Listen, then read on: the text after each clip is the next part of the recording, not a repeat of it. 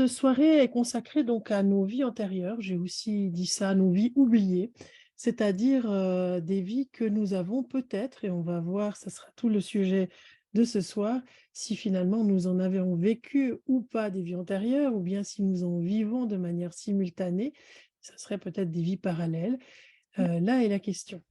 Alors pourquoi je me suis intéressée à ce sujet? Simplement parce que, il y a, 15-18 ans, je crois bientôt maintenant de cela, j'en parlerai de ma rencontre avec Pascal Lafargue, m'a permis, de mettre des réponses sur des questions que je me posais depuis longtemps, parce que j'arrivais dans des lieux où j'avais l'impression d'avoir déjà vécu. Je me retrouvais dans des situations où je savais, vraiment ce qui allait se passer. Je déambulais dans des rues où je savais m'orienter alors que j'y étais jamais arrivée de ma vie. Toutes ces choses-là, en fait, m'ont incité à un moment donné à me dire: «Mais peut-être qu'il y a d'autres choses». Puis, rencontrant, Pascal Lafargue, je me suis intéressée à ce phénomène qu'elle a développé, et qu'elle développe depuis très longtemps maintenant. Et ce phénomène-là m'a permis aussi d'accéder à d'autres, points de vue sur les vies antérieures que je vais vous exposer ce soir. Alors, un petit peu d'histoire parce que vous allez, certainement, constater tout au long de cette présentation que finalement la question des vies antérieures ou des vies passées ou des vies oubliées ou des vies parallèles, on verra la différence, c'est quelque chose qu'on va retrouver dans l'histoire, des humains. Pour les personnes qui sont cinéphiles, j'ai mis, la bande annonce, enfin l'affiche du film Cloud Atlas, et vraiment je vous invite à le voir parce que Cloud Atlas va reprendre, une grande partie des choses que je vais vous expliquer ce soir. Notez, c'est un film qui a quelques années, mais qui est toujours, d'actualité dans, cette, vision que nous pouvons avoir de nos vies, antérieures. Alors, en fait, on se rend compte dans l'histoire du monde que, vraiment la question des vies antérieures ou des vies passées préoccupe l'humain. On va retrouver ça notamment aujourd'hui, dans ce qu'on appelle le recouvrement d'âme en chamanisme, j'y reviendrai aussi plus en détail tout à l'heure, mais on va découvrir ça aussi dans même chez Néandertal, hein, dans les dessins, dans les grottes, qu'il y a une espèce de croyance que porte l'humain, que peut-être il n'en est pas à sa première vie sur terre et qu'il aurait vécu d'autres choses avant, sa vie présente et sa vie actuelle, et peut-être que c'est une question que vous vous posez aussi. Alors ce qui est très intéressant, c'est que ce qui a longtemps été réservé au chamanisme, aux druides, au monde, on va dire, spirituel ou spirit, c'est-à-dire plutôt des initiés qui parlaient de ces vies antérieures. Aujourd'hui, la psychiatrie s'y intéresse, et de plus en plus, puisque grâce à l'exploration de certaines vies antérieures ou vies parallèles, eh ben, on arrive parfois à débrouiller des histoires de vie, hein, à dénouer des histoires de vie et à comprendre mieux ce qui, se passe chez, quelqu'un qui, après avoir exploré, pendant moult et moult années, toute sa vie actuelle, réalise que les réponses ne sont pas là. Alors, la psychiatrie s'intéresse aux vies antérieures de manière différente que le chamanisme ou que, on va dire, certains mouvements de ce que j'appelle les voyages spirituels, de personnes qui proposent, puisqu'il y a toute une gamme aujourd'hui de propositions sur les vies antérieures, qui proposent de visiter des vies antérieures. Et pour moi, la différence, elle est importante puisque de par ma formation en psychopédagogie et de ma pratique de maintenant 12 ou 13 ans, avec des patients de régression vie antérieure ou d'hypnose régressive, ben, c'est vrai que je vois qu'il y a toutes sortes de méthodes, et chaque méthode apporte en fait des réponses différentes selon la question que l'on pose et que l'on se pose. Alors pour parler des vies antérieures, ben, il faut déjà croire, il y a déjà un postulat à avoir, au principe de réincarnation. Parce que forcément, si j'ai eu des vies passées, ben, c'est que je me suis réincarnée à un moment donné. on va retrouver ce principe de réincarnation qui est complètement dévolu, enfin complètement, qui appartient pardon, complètement à la religion, à l'hindouisme, qu'on va retrouver dans le bouddhisme, avec des visions de réincarnation qui sont propres aussi à ces religions. Par exemple, dans le bouddhisme ou dans l'hindouisme, il y a une notion de réincarnation. Je reviens d'une vie à l'autre, mais ces vies-là dans lesquelles je reviens sont des vies qui sont simplement évolutives de la matière, on va dire minérale, à la matière entre guillemets «humaine», et c'est ça ce principe d'évolution.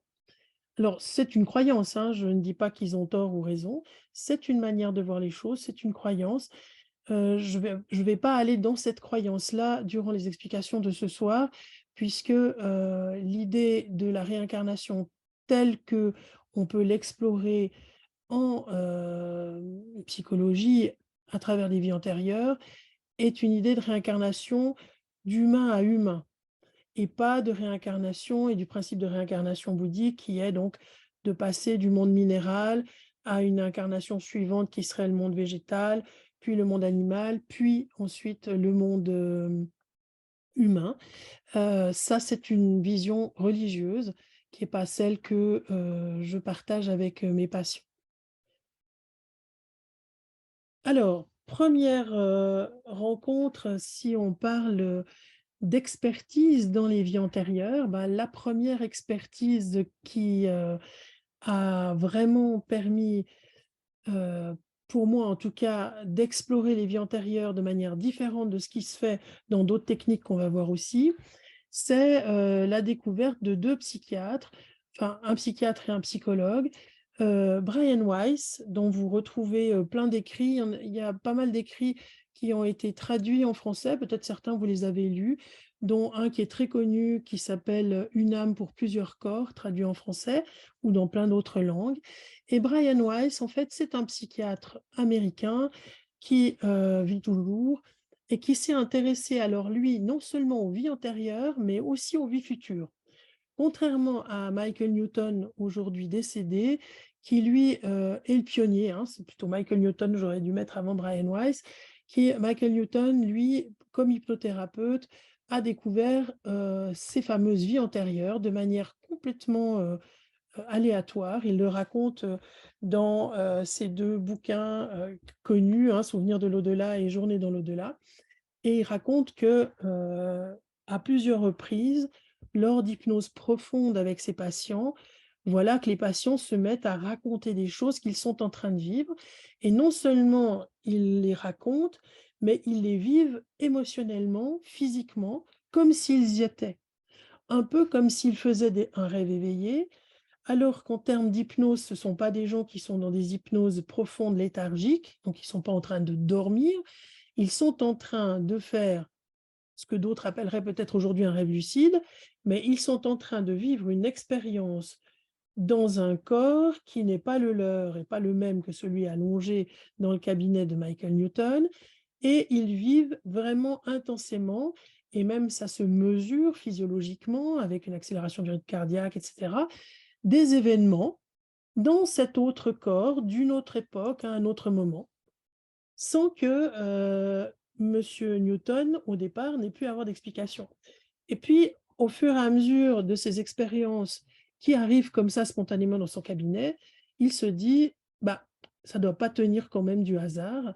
Il doit y avoir quand même quelque chose d'étrange, mais de commun à tous ces gens, et je vais explorer», et à partir de là, il a, créé une méthode d'hypnose régressive, hein, comme on appelle, qu'il a enseignée pendant de nombreuses années, et Brian Weiss, de son côté aussi.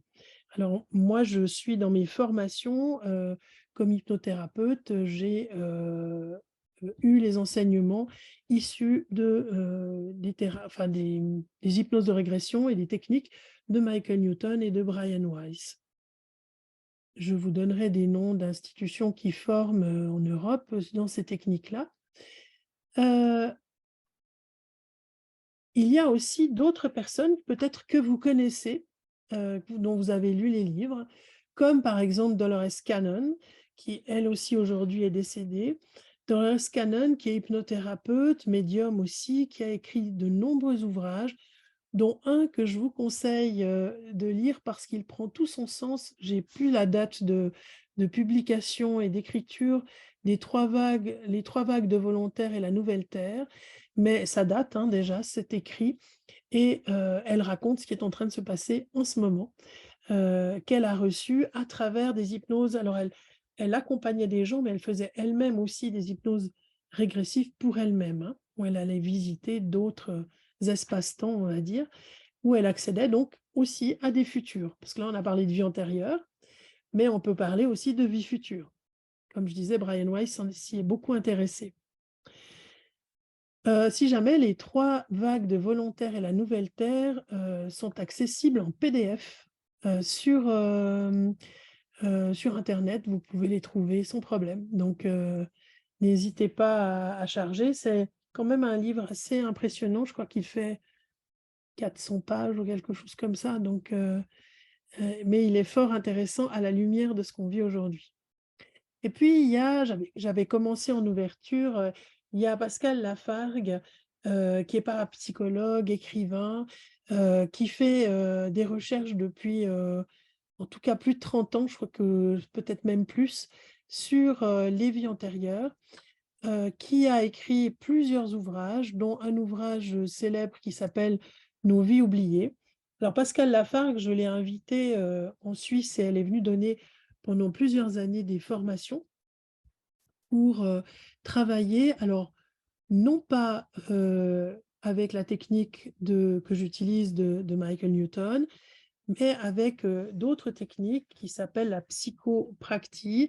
C'est-à-dire que Pascal Lafargue prend la main, de quelqu'un et plonge, si vous voulez, à travers, ce contact physique dans une vie antérieure que, vous auriez, vécue. Elle est donc venue enseigner, au début des années 2000 pendant 4 ans, ces techniques-là et c'est grâce à elle, et j'aime bien lui rendre hommage parce que c'est vraiment une pionnière. C'est grâce à elle aussi que, et ben, il y a plein d'histoires. Elle a écrit un livre sur Jeanne d'Arc, elle a écrit, un livre sur, Sainte Thérèse de Lisieux. Elle est en même temps rentrée en contact avec des âmes décédées, mais elle a aussi raconté des choses dans Nos vies oubliées, mais dans les autres livres qu'elle a écrits sur ses propres investigations de ses propres vies à elle.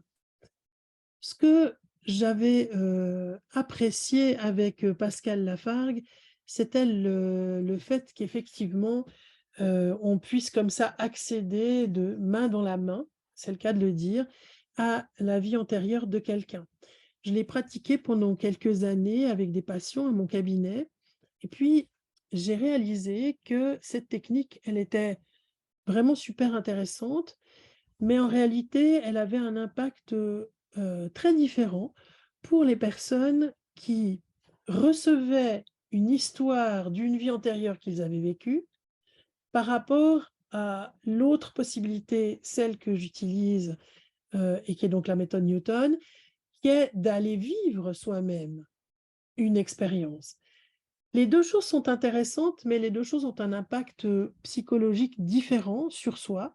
Une fois, on nous raconte une histoire qu'on a vécue et puis une autre fois, vous allez expérimenter et vous le vivez pour de vrai. Et par rapport à l'idée pour moi que l'hypnose de régression et la recherche de nos vies antérieures, de nos vies oubliées, a une vocation thérapeutique, l'idée de pouvoir acquérir une méthode qui vous permette de vivre pleinement cette expérience permet aussi de reprogrammer à un niveau cellulaire des informations. Et puis, si vous aimez, et si vous avez envie de comprendre de quoi il s'agit, il y a de nombreux livres qui parlent de la chose, mais il y a, le livre de Bernard Werber qui est sorti 2021, je crois, chez Albin Michel, que vous trouvez en poche maintenant, qui s'appelle «La prophétie des abeilles» et dans ce livre-là, le héros, fait des recherches en auto-hypnose régressive sur les vies antérieures. D'ailleurs, le héros dit à propos de l'existence, parce que c'est toute la question de ce soir, et si j'ai relevé cette citation, c'est parce que j'y adhère complètement. Donc le héros dans le livre La prophétie des abeilles dit, c'est un peu comme le pari de Pascal, le mathématicien, hein, théologien, il fait le pari que Dieu existe parce qu'il trouve que la vie est plus facile avec cette idée. Moi, dit le héros, je fais le pari que nous avons eu des vies antérieures. Personne ne pourra jamais être sûr que ça existe ou que ça n'existe pas. À mon avis, ceux qui prétendent être certains qu'on a des vies antérieures sont aussi stupides que ceux qui disent le contraire. Force est de reconnaître qu'on n'en sait rien. Personne n'en sait rien. Alors son interlocuteur lui dit, alors pourquoi tu fais ça? Et lui répond, ça m'offre plus de perspectives sur tout. Telle est aussi ma position en tant que thérapeute, accompagnatrice et hypnothérapeute, accompagnatrice de personnes à la recherche de leur vie antérieure. Alors, pour pouvoir parler de cette notion de vie antérieure, il faut revenir sur la notion de temporalité. C'est quelque chose, alors pour les personnes qui suivent mes cours, je vous ai déjà expliqué ça plusieurs fois, mais je le refais dans le cadre de ce mini-atelier parce que c'est important de pouvoir en parler. En fait, nous avons une vision, nous les humains, hein, nous avons une vision du temps, c'est-à-dire de chronos, le temps, une vision très linéaire, hein. Alors là, j'ai pris un exemple, il y a la préhistoire, il y a les choses avant Jésus-Christ, il y a le Jésus-Christ qui nous donne un point zéro, et puis il y a tout ce qui se passe jusqu'à aujourd'hui, et donc après Jésus-Christ. Mais c'est une évolution qui est linéaire, sous-entendu, il y a un passé, le vôtre, il est déjà, c'est ce qui concerne hier, hein, enfin même il y a 5 minutes, c'est déjà votre passé. Donc il y a quelque chose auquel je n'ai plus accès, qui est derrière moi, puis il y a quelque chose que je vis maintenant, puis quelque chose qui est devant moi. Cette notion de temporalité, en fait, c'est le grand débat sur les vies antérieures, c'est le grand débat aujourd'hui et je suis assez, partisane de dire que la notion du temps, la définition du temps appartient aux physiciens. Et pour cela, j'aurais aimé, vous passer un extrait, de quelques minutes d'un physicien qui s'appelle Étienne Klein, que vous connaissez peut-être aussi, qui dit une belle phrase très philosophique et il dit, «Le temps ne passe pas, en fait, il fait passer la réalité. Chaque instant présent est remplacé par un autre instant présent». Alors je vous propose de l'écouter quelques minutes pour comprendre toute cette complexité par rapport à cette notion du temps. Et c'est déterminant pour, en tout cas de mon point de vue, pour comprendre la notion de vie antérieure. Alors je vais voir si je clique là-dessus, si ça fonctionne. Sinon, j'ai déjà préparé la vidéo. On va voir ça.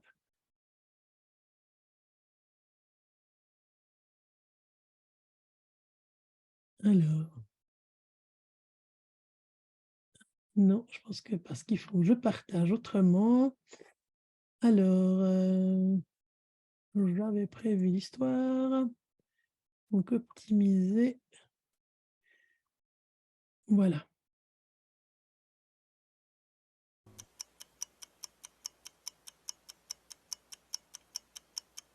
Alors la question est de savoir si on peut définir le temps. Et en fait, c'est la question la plus compliquée en fait à propos du temps. C'est que le mot temps est un mot assez ancien qui fait partie du langage courant. Il a d'ailleurs une signification dans le langage courant qui est vraiment polysémique. On utilise le mot temps pour dire la succession, mais aussi la simultanéité, mais aussi le changement, mais aussi le devenir, mais aussi le moment, mais aussi la durée, mais aussi l'argent, et même la mort. Donc ça fait beaucoup trop pour un seul mot.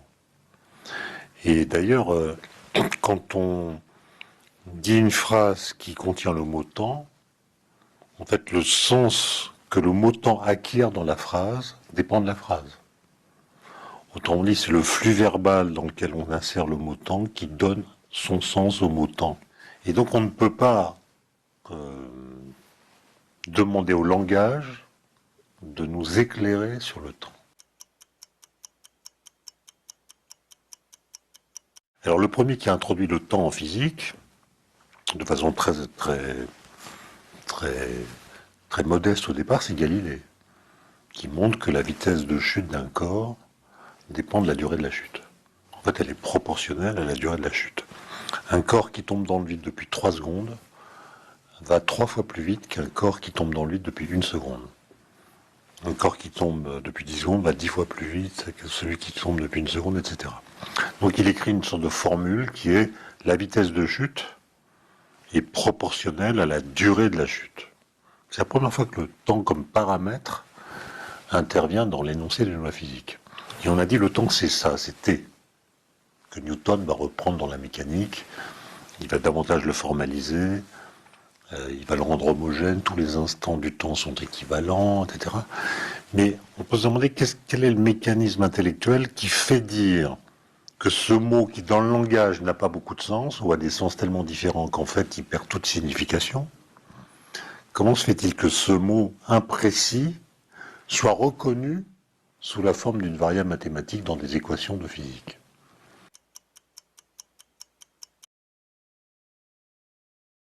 Je vous laisserai regarder la suite, mais ça donne une bonne introduction sur effectivement cette notion du temps, qui est toute la question de la vie des vies antérieures. D'autres physiciens ont parlé, et vous retrouverez ces choses-là aussi sur Internet ou dans des livres, parlent de l'espace-temps. Alors, c'est intéressant d'avoir cette définition-là aussi. L'espace-temps contiendrait, en somme, l'intégralité de l'histoire de la réalité, chaque événement passé, présent ou futur, y occupant depuis toujours et pour toujours une place bien déterminée. Le passé existerait donc encore, tout comme le futur existe déjà, mais ailleurs que là où nous sommes présents. Ça, c'est encore un point de vue défini par la physique. Et puis, on a Philippe Guimand, physicien de physique quantique, qui est de notre époque, hein, il vit toujours et il travaille au CNRS à Marseille. Et lui, dans une conférence, donne une explication sur le principe aussi de la spiritualité qui va accompagner la notion de croyance par rapport à la temporalité. Et cette notion-là, alors je vais repartager sur, hop, je vais repartager sur le grand écran, comme ça je suis sûre que ça marche. Et cette notion-là, en fait, je vais aussi vous faire écouter un tout petit bout parce que c'est fort intéressant d'écouter son point de vue. Alors, c'est là. Je vais juste me retrouver. OK. Mon expérience personnelle de physicien qui a passé au moins 20 ans de sa vie à créer des robots, notamment des robots humanoïdes, à développer leur système de vision, notamment à tester le principe de l'émergence aujourd'hui complètement dépassé pour savoir si une conscience pouvait émerger de la complexité, me fait dire aujourd'hui qu'il est clair et net que la conscience ne peut pas être le produit du cerveau. Mais il y a bien d'autres arguments pour ça, je ne vais pas y revenir. Et donc voilà, avant que je vous emmène sur le col de l'ange, donc je voulais vous montrer l'état de la pensée actuelle dans la société, parce qu'en fait, cette pensée, elle est là depuis tellement longtemps et elle a imprégné le peuple, elle a imprégné mes voisins, elle a imprégné... c'est ce qu'on appelle le mode de pensée raisonnable. Ce mode de pensée raisonnable est imprégné de ces 4 délimitations. Et c'est très important de les connaître. Et lorsque vous arrivez petit à petit à les remettre en question, eh ben, il y a un univers fantastique qui s'offre à vous. Alors, notamment, donc, bon là, je ne vais pas insister là-dessus parce que j'ai parlé longtemps sur cette première planche, mais vous avez vu que j'ai représenté en haut la chaîne des dieux, ce que j'ai appelé le pic de l'esprit. Ça veut dire qu'il y a différents moyens pour aller vers la spiritualité. Il y a le moyen technologique, artificiel dont j'ai parlé tout à l'heure, mais il y a les moyens de la religion. Attention à la religion, bon, je ne vais pas parler de ça. Il y a les moyens plus proches de la spiritualité. Et il y a un moyen dont je vais vous parler maintenant, qui est un moyen scientifique. le moyen scientifique d'aller vers la spiritualité, c'est de passer par le col de l'ange. Alors, ce que j'ai appelé le col de l'ange, on va y venir. Je termine en disant que, en fait, donc, nous vivons à l'intérieur d'un monde plat, mais qui est très embrumé, dont les scientifiques, tout le monde a bien remarqué qu'il y avait des montagnes au loin, mais elles sont tellement loin que personne n'est jamais allé les visiter. Et les scientifiques n'arrêtent pas de vous dire que ce sont des illusions, que ça n'existe pas, ou alors qu'on n'a pas encore compris, mais qu'il n'y a pas de raison que ce ne soit pas plat quand même. Hein, voilà. En gros, la situation, elle est là. Alors, pour vous montrer que non, c'est pas plat, on va aller visiter le col de l'Ange, tout d'abord. Alors, voilà. Alors, avant de visiter le col de l'Ange, je vous résume tout ce que je viens de vous dire. Donc, le fait que nous sommes parqués dans un monde de la pensée, ça revient à dire exactement le message de Platon dans le mythe, l'allégorie de la caverne de Platon. Tout se passe comme si nous étions enchaînés dans une prison où l'on ne pouvait voir que nos ombres. Voilà. Et le film Matrix a présenté une version moderne de cette allégorie en disant le monde est une prison pour notre esprit, hein, et en nous proposant de prendre une pilule rouge pour nous en rendre compte. Bon. Alors ce que je voudrais vous dire, c'est que nous avons une conception de la réalité qui est telle que, bon, ben, il est évident que la réalité, elle existe, tout ce qu'il y a autour de nous, toutes ces montagnes, etc. C'est du dur, c'est vraiment quelque chose qui existe extérieurement à nous. Là, ces deux mythes viennent vous proposer quelque chose qui a l'air d'être complètement différent, c'est-à-dire une version totalement contraire. Oui, mais la physique nous apprend aujourd'hui, et pas seulement la philosophie, pas seulement le fait d'aller vers la spiritualité, de sentir, d'être capable de sortir de nos dimensions d'enfermement, on va dire. La physique nous apprend aujourd'hui que il semblerait bien qu'il y ait plus de chances que ce soit ça la réalité que celle qu'on croit. Voilà. Donc bon. Alors pour aller au col de l'Ange, je vais vérifier vos sacs parce qu'il faut que vous emportiez de quoi transporter avec vous tout ce que vous allez trouver au passage et vous allez peut-être pas accepter parce que ça va peut-être être trop lourd. Donc là, c'est juste un avertissement. Hein, la randonnée pour aller au col de l'Ange, elle est difficile et il est certain qu'il y a une partie de la salle qui ne va pas l'accepter. D'accord ? Bon. Et pourtant, ce sont simplement trois choses que vous allez découvrir, que je vais vous faire découvrir, qui sont des choses que la physique découvre. Bon, voilà, tout simplement. Avant, on pensait que la réalité se crée dans le présent et de façon automatique. Bon, maintenant, il est clair, hein, y compris dans le mainstream des scientifiques, dont fait partie Marc Lachaise-Ray, que la réalité est déjà créée dans le futur. Voilà. Et la discussion, ça porte simplement dans le mainstream. Oui, mais est-ce qu'elle est statique? Là, ça, c'est les déterministes. Ou est-ce qu'elle peut encore évoluer? Voilà. Mais bon, il est clair que la réalité est déjà créée dans le futur parce que nous vivons dans un continuum espace-temps qui ne supporte pas de différence entre le passé et le futur. Il n'y a pas de barrière, ça ne peut pas exister. Ça se prolonge. La mécanique crée automatiquement la suite de nos vies. C'est nous. C'est parce que c'est notre conscience qui est liée au présent. Et pour la physique, la conscience n'existe pas. La conscience, c'est le présent.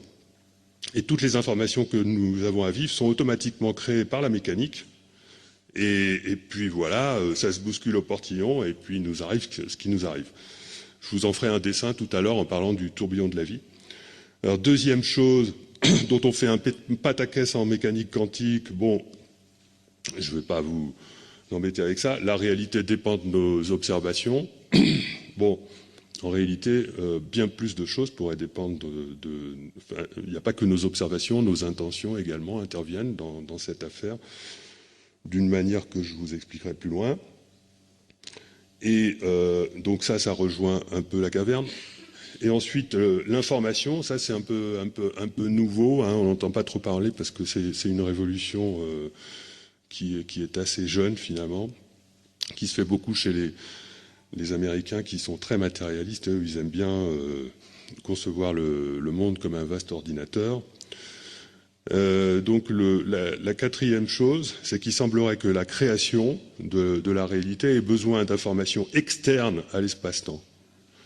Et bizarrement, c'est en harmonie avec l'idée que, contrairement à ce qu'on croit, ce qu'on vous a dit, Dieu ne joue pas au dé. Voilà, c'est-à-dire il n'y a pas de hasard. Donc le col de l'ange où je vous propose d'aller, ça consiste à descendre donc, dans le ravin de la création, hein, et descendre dans le ravin de la création, c'est passer de l'autre côté, du côté de ceux qui disent il n'y a pas de hasard. Et ceux qui disent il n'y a pas de hasard, il y en a deux sortes. Il y a ceux qui disent qu'il n'y a pas de hasard parce que tout est déjà créé, et donc il n'y a pas de hasard, c'est ce qu'on avait à vivre. Et il y a une autre façon de dire il n'y a pas de hasard. Il n'y a pas de hasard parce que les événements qui arrivent sont déterminés non pas par la mécanique, mais par des informations qui viennent de l'extérieur de l'espace-temps, ce qui ouvre la porte à l'esprit, l'être intérieur, etc. Alors, donc les premiers à avoir défriché le sentier du col de l'Ange, c'est dommage qu'ils ne se soient pas mis en cordée. Hein, ils ont chacun essayé de faire leur truc. Mais s'ils s'étaient mis en cordée, ils y seraient arrivés. Alors, je vais vous expliquer pourquoi. Voilà. Donc Einstein, dans une lettre à Bessot, a déclaré pour nous, physiciens, l'âme, la séparation entre passé, présent et futur ne garde que la valeur d'une illusion, si tenace soit-elle. Alors, donc là, c'est clair. Ouf, je suis perdue dans mes écrans. Voilà, ces notions-là, elles sont complexes lorsqu'on les écoute pour la première fois et c'est normal. Je vous invite vraiment à les réécouter. Donc, si vous tapez Philippe Guimand, vous aurez l'ensemble de ces présentations et son site internet où vous retrouvez toutes ces conférences. Donc ça, vous pouvez le faire dans un premier temps.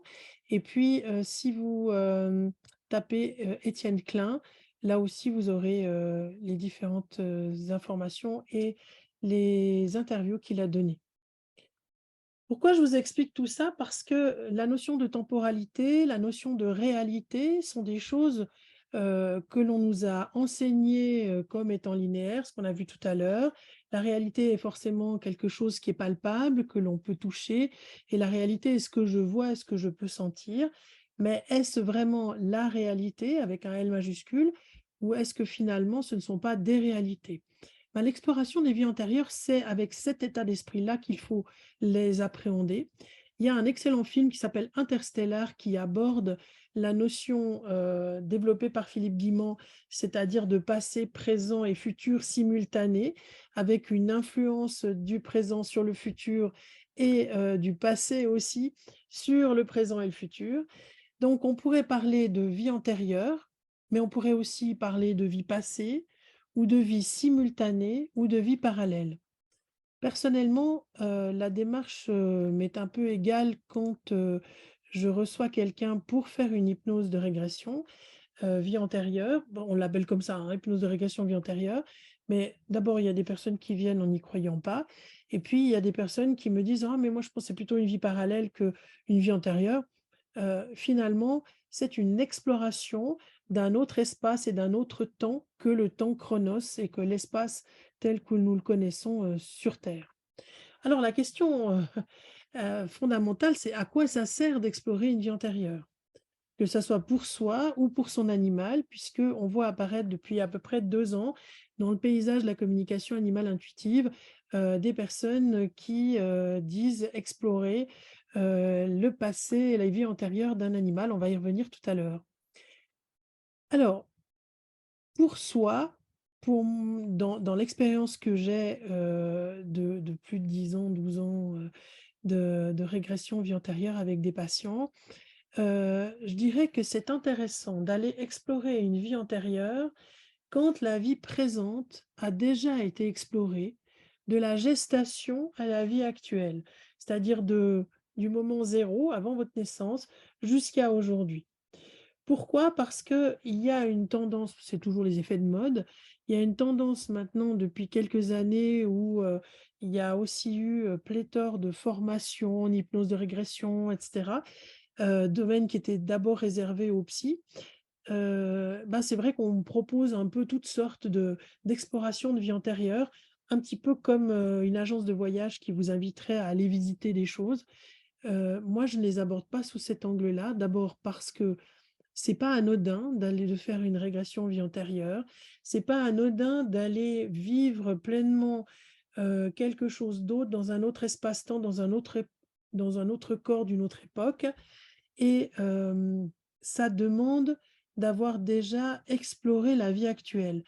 Les réponses, elles sont pas forcément dans vos vies antérieures par rapport aux choses que vous vivez aujourd'hui, mais elles peuvent l'être, certes, mais ce n'est pas, l'éclairage, clé ou la réponse à tout ou le produit miracle qui va vous permettre, dès, votre, prochaine exploration d'une vie antérieure, de vivre, en harmonie sereinement et avec joie et sérénité tous les jours. Ça, c'est un leurre, ce n'est pas la réalité.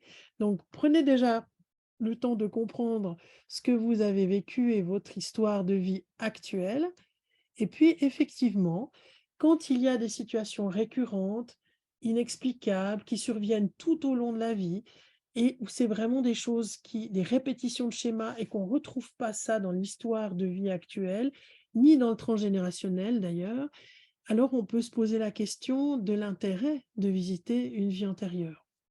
Pour ma part, moi, je suis assez stricte à mon cabinet. Je ne reçois pas de gens qui veulent faire des voyages, parce que je dis toujours, je ne suis pas une agence Kuoni ou Hôtel Plan pour les gens qui habitent en Suisse, qui sont des agences de voyage célèbres. Pas du tout. Par contre, il arrive parfois qu'il y ait des personnes qui disent, mais moi, j'ai envie d'explorer une vie antérieure par curiosité simplement. Comme je l'ai dit tout à l'heure en préambule, c'est jamais anodin de visiter une vie antérieure.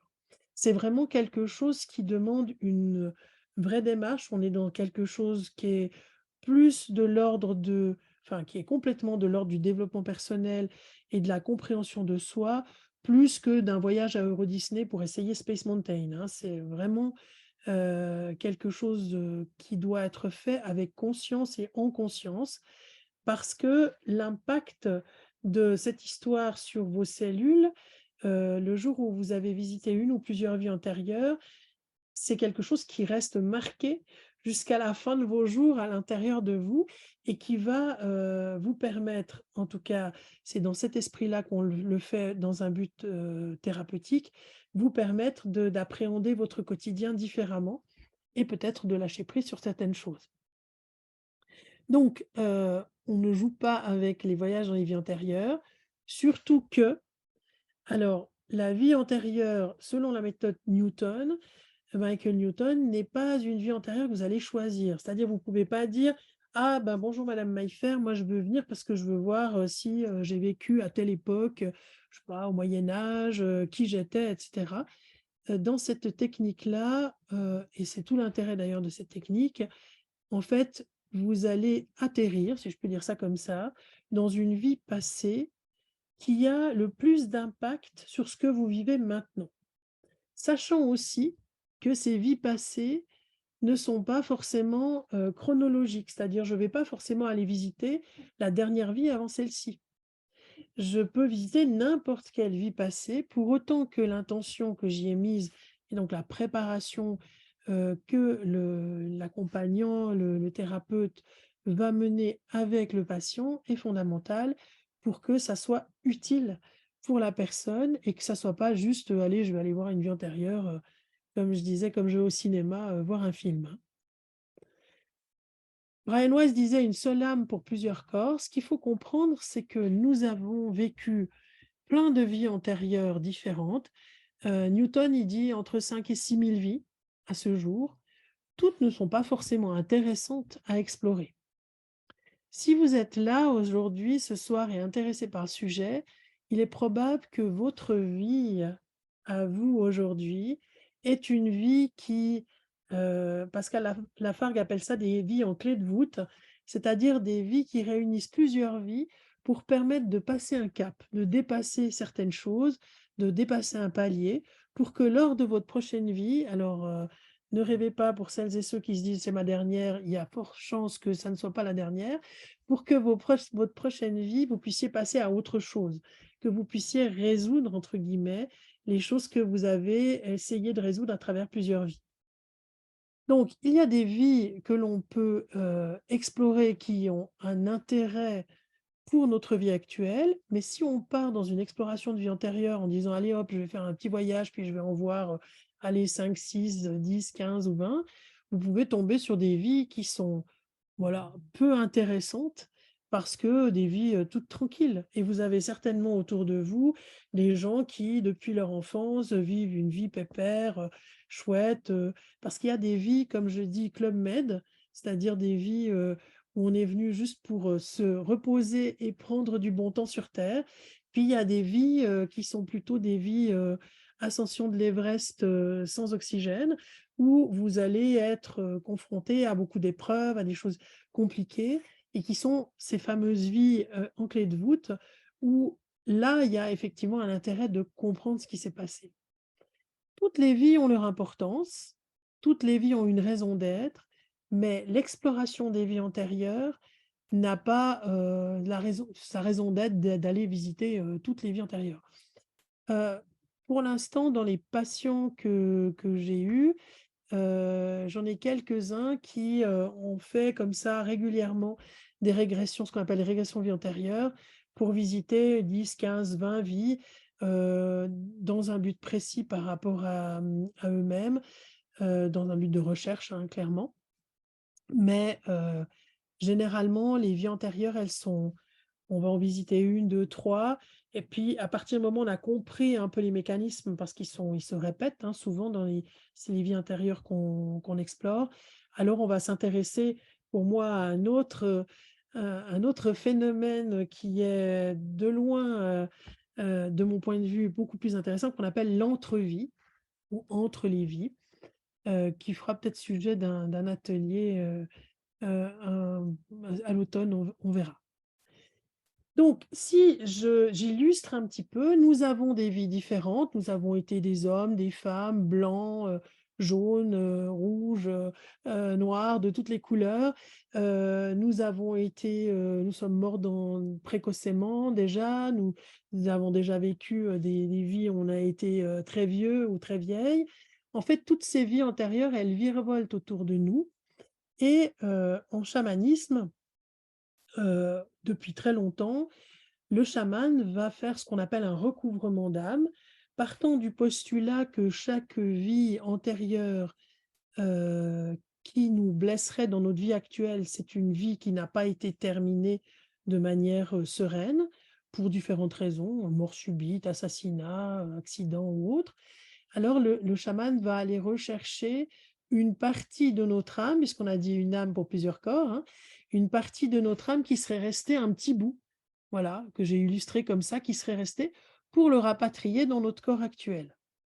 Donc là, c'est le chaman qui va faire la démarche pour rapatrier cette partie ou cette portion d'âme à l'intérieur de vous, partant du postulat, je ne dis pas si c'est vrai ou c'est faux, c'est un postulat, c'est une croyance, hein, que nous avons laissé des petits bouts d'âme un peu partout.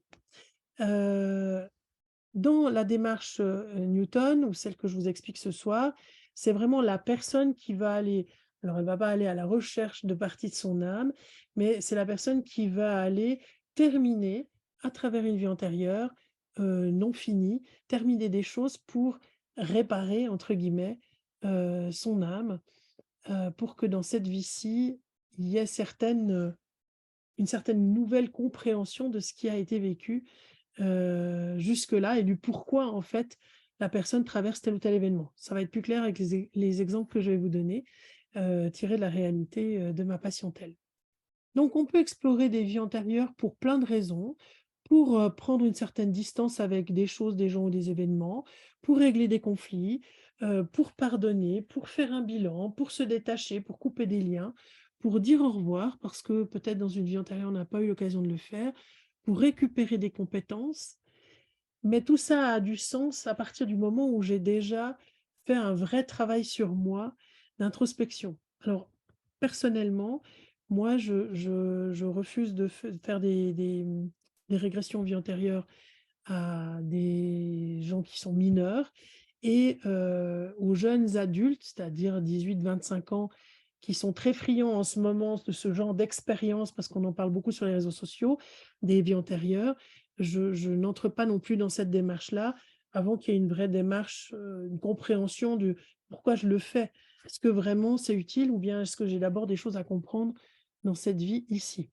C'est aussi un postulat et voilà, une prise de position de ma part en tant que thérapeute. Alors, je disais pourquoi on peut aller visiter ou rencontrer, nos vies ou une vie antérieure. Ben, parfois, dans certaines vies, nous avons, fait ce qu'on appelle les contrats d'allégeance. Contrats d'allégeance, c'est les contrats de fidélité, hein. Je voue fidélité à quelqu'un, jusqu'à ce que la mort nous sépare. Mais le problème, c'est que quand je fais ce genre de contrat d'allégeance, on appelle aussi les contrats de sang, hein, ça fait partie de la même famille, ben, la mort, elle ne nous sépare pas puisque l'âme ne meurt pas. Ça veut dire que quand je reviens dans cette vie-ci, je reviens enfin mon âme revient habiter un nouveau corps, ah, le mien par exemple là, celui de Fabienne Maillefer, mais dans mon âme, elle a toutes les valises et tout l'historique des choses que j'ai faites dans d'autres vies précédemment qui peuvent être un poids et influencer les choses que je vis aujourd'hui dans mon quotidien.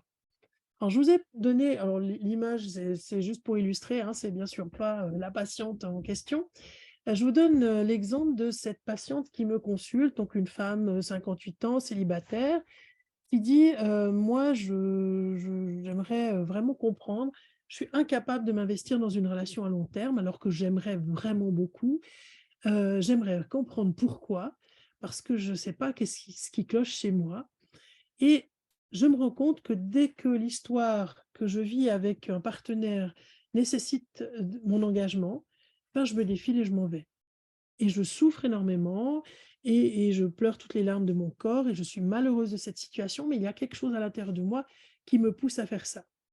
Elle dit: «Madame Maïfer, j'ai fait 25 ans de psychothérapie diverses et variées, de développement personnel. J'ai passé des week-ends entiers à faire des séminaires, de développement personnel. J'ai pas la réponse dans cette vie-ci et effectivement, il y a pas d'évidence dans une histoire familiale répétitive avec peut-être des gens, qui, dans le transgénérationnel, auraient vécu la même chose qu'elle». Donc on décide ensemble qu'effectivement elle répond, à la demande de vie antérieure. Ça semble quelque chose qui pourrait lui apporter quelque chose, sachant qu'une vie antérieure, c'est 2 heures à 2 heures et demie, de régression. Ça demande une préparation avant, ça se fait pas comme ça, donc il y a un travail à faire avant de s'engager si on veut effectivement pouvoir accéder, alors pas moi, hein, la personne, à sa vie antérieure. Et ce qui est intéressant, c'est que cette dame se retrouve dans une vie, où, elle est, alors l'histoire commence, elle est à cheval et elle s'en va en courant, enfin en courant, le cheval galope et elle s'en va, elle s'en va, elle s'en va et derrière elle, il y a des gardes qui essayent de la rattraper et alors on va dans les vies antérieures, d'un point de vue thérapeutique, on va visiter des scènes. C'est-à-dire que l'idée, c'est pas de faire toute une vie. Imaginez, vous, à l'âge que vous avez, si on venait du futur, puis qu'on voyait votre vie actuelle, puis qu'il fallait faire, toutes les choses un jour après l'autre de votre vie actuelle, ça serait un peu long et fastidieux. Donc ce qu'on va faire, c'est qu'on va voir des scènes, c'est-à-dire les moments importants, de la vie de cette femme et donc cette femme patiente de 58 ans se retrouve dans la vie d'une jeune femme et ça commence l'histoire, elle est sur un cheval, elle galope, elle a jamais fait de cheval de sa vie dans cette vie actuelle et pour la faire court, elle découvre qu'en fait, elle fuit l'homme auquel elle a été promise parce que elle a juré fidélité, à son ami de cœur, qu'elle ne peut pas épouser pour différentes raisons. Alors, il y a en plus, il y a des noms qui sortent, il y a des lieux et cetera. Elle est allée en plus explorer après parce que ce qui est intéressant, ça c'est ce que Pascal Lafargue fait excellemment bien, c'est de faire une recherche historique parce que dans certaines régressions vie antérieures, on arrive vraiment à avoir des informations, mais vraiment précises de lieux, de monuments qui existent encore et on peut retourner, sur des lieux de vie antérieure. Et là, elle découvre qu'en fait, elle a fait un contrat un peu à la Roméo et Juliette, hein, d'allégeance avec ce compagnon en disant jamais je n'épouserai mon promis dans cette vie-là, mais je n'épouserai jamais personne. Et elle se retrouve au moment où elle dit ça à son compagnon, jamais personne ne m'aura et je ne pourrai jamais m'engager, je ne m'engagerai jamais avec quelqu'un d'autre. Et ce jamais la rejoint dans cette vie-ci. Et ce qui est intéressant surtout, c'est le résultat, parce qu'après on pourrait se dire: «Bon, bah, c'est un joli roman, c'est magnifique et tout». Mais ce qui est intéressant, c'est que cette patiente-là, je la revois quelques mois plus tard. Donc là, quand elle est venue me voir, elle était, en rupture d'une relation qui durait depuis quelque temps, parce que son compagnon demandait à ce qu'elle s'engage et voilà, parce qu'il voulait acheter, quelque chose en commun pour leurs vieux jours. Et là, elle me dit: «Mais depuis, ça a vraiment beaucoup changé ma vie» et je me suis dit: «Cette vie-là, en fait, OK, elle ne m'appartient plus. Ce contrat-là et on a pu le rompre, et donc aujourd'hui, je suis libre de mes choix». Et pour la petite histoire, cette dame aujourd'hui, a, créé avec son compagnon un lieu d'accueil, en achetant un vieux manoir où elle accueille des gens en chambre d'hôte, manoir qui ressemble étrangement, comme elle me dit, à celui qu'elle avait quitté, une espèce de château manoir qu'elle avait quitté précipitamment dans cette villa. Donc voilà, pour cette première histoire. Une deuxième histoire concernant, les compétences oubliées. On peut aller rechercher dans les vies antérieures, on peut aussi aller rechercher des compétences oubliées. Et je reçois régulièrement des thérapeutes pour cette démarche. Là, je vous donne l'exemple d'une femme qui, à l'époque, a 30 ans quand elle vient consulter, elle est thérapeute, elle a fait énormément de formations, très bonne, elle est très compétente, sa clientèle est satisfaite, mais son activité ne décolle pas et elle comprend pas. Et elle se forme, elle se reforme et ça marche pas. Et elle se dit: «Mais je ne sais pas d'où ça vient» et elle vient me voir parce qu'elle fait un rêve récurrent depuis l'enfance où en fait elle, utilise sa voix et un instrument de musique bizarre, et qu'avec ça elle soigne les gens. Et je lui dis: «Bon, peut-être». Moi j'ai pas de réponse, hein, c'est pas moi qui décide, si effectivement c'est vrai ou pas. Et elle me dit: «Mais depuis toujours, j'ai le sentiment d'avoir perdu ou oublié des savoirs, il faudrait que je les rapatrie pour pouvoir décoller dans mon activité». Et je lui dis: «Bah, écoutez, très bien, vu que vous avez déjà fait toute une démarche introspective, et que vous avez compris que, enfin, que vous êtes arrivé à un moment donné où vous butez sur qu'est-ce que vous pourriez faire pour que les choses fonctionnent mieux dans votre activité professionnelle, on OK, on y va pour une vie antérieure». Et là, elle se retrouve, dans une population, indigène, au fin fond, je ne sais plus maintenant si c'est Australie, Nouvelle-Zélande, Calédonie, dans ces peuples-là.